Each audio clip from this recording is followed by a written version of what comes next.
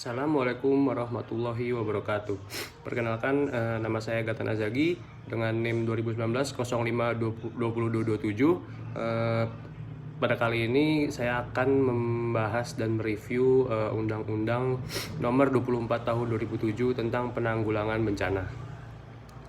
Oke, langsung masuk ke pasal yang pertama, itu ada poin bencana.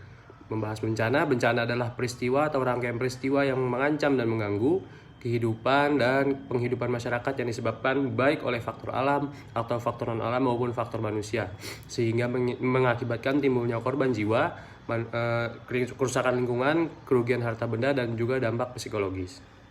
Nah, dari bencana ini juga ada 3 jenis, yaitu ada bencana alam, bencana non-alam, dan juga bencana sosial. Lalu masuk ke poin selanjutnya, yaitu ada penyelenggaraan penanggulangan bencana. Berikut adalah serangkaian upaya yang meliputi penetapan kebijakan pembangunan yang berisi di antara lainnya ada kegiatan pencegahan bencana, tanggap darurat, dan juga rehabilitasi. Lalu masuk ke kegiatan pencegahan bencana tersebut, berikut adalah serangkaian kegiatan yang dilakukan sebagai upaya untuk menghilangkan atau mengurangi ancaman bencana. Lalu masuk ke poin selanjutnya, ada kesiapsiagaan. Kesiapsiagaan adalah serangkaian kegiatan yang dilakukan untuk mengantisipasi bencana melalui pengorganisasian serta melalui langkah yang tepat guna dan berdaya guna. Lalu selanjutnya ada mitigasi. Nah, mitigasi ini adalah serangkaian upaya untuk mengurangi risiko bencana, baik melalui pembangunan fisik maupun penyadaran dan peningkatan kemampuan menghadapi ancaman bencana. Selanjutnya ada poin tanggap darurat bencana, adalah serangkaian kegiatan yang dilakukan dengan segera pada saat kejadian bencana untuk menangani dampak buruk yang ditimbulkan, meliputi kegiatan penyelamatan dan evakuasi korban. Lalu untuk di tahap selanjutnya ada 3 poin pasca bencana, ada rehabilitasi, ada rekonstruksi, dan juga pemulihan. Lalu masuk ke pasal selanjutnya, yaitu pasal 4 yang berisi penanggulangan bencana bertujuan untuk yang pertama memberikan perlindungan kepada masyarakat dari ancaman bencana, lalu yang kedua menyelaraskan peraturan perundang-undangan yang sudah ada, lalu yang ketiga menjamin terselenggaranya penanggulangan bencana secara terencana, terpadu, terkoordinasi, dan menyeluruh. Lalu yang selanjutnya ada menghargai budaya lokal. Selanjutnya ada membangun partisipasi dan kemitraan publik serta swasta, serta mendorong semangat gotong royong, kesetiakawanan, dan kedermawanan, dan juga menciptakan perdamaian dalam kehidupan bermasyarakat, berbangsa, dan bernegara.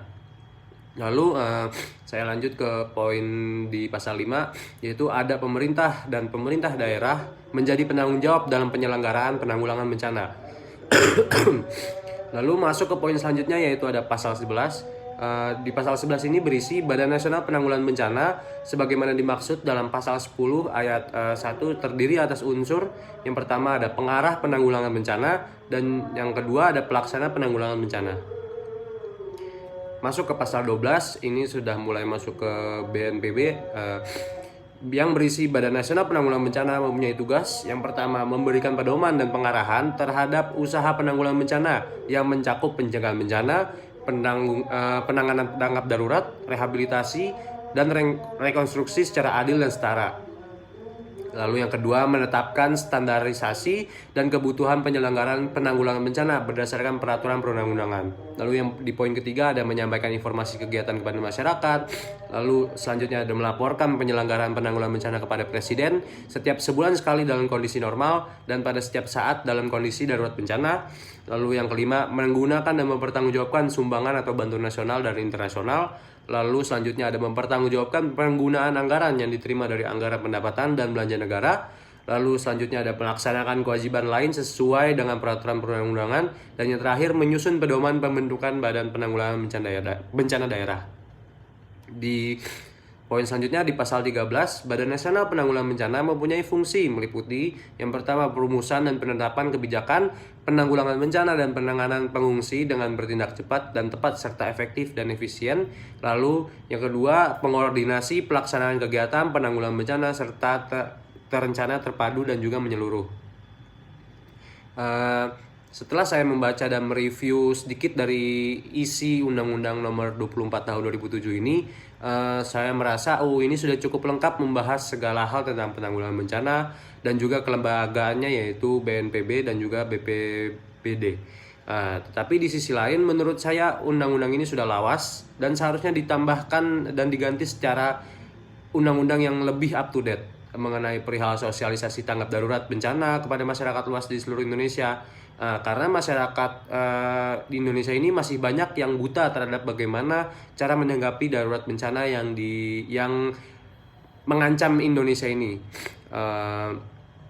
Baik itu dari bencana apapun. Oke, mungkin sekian yang bisa saya sampaikan dan saya review dari Undang-Undang Nomor 24 Tahun 2007 ini.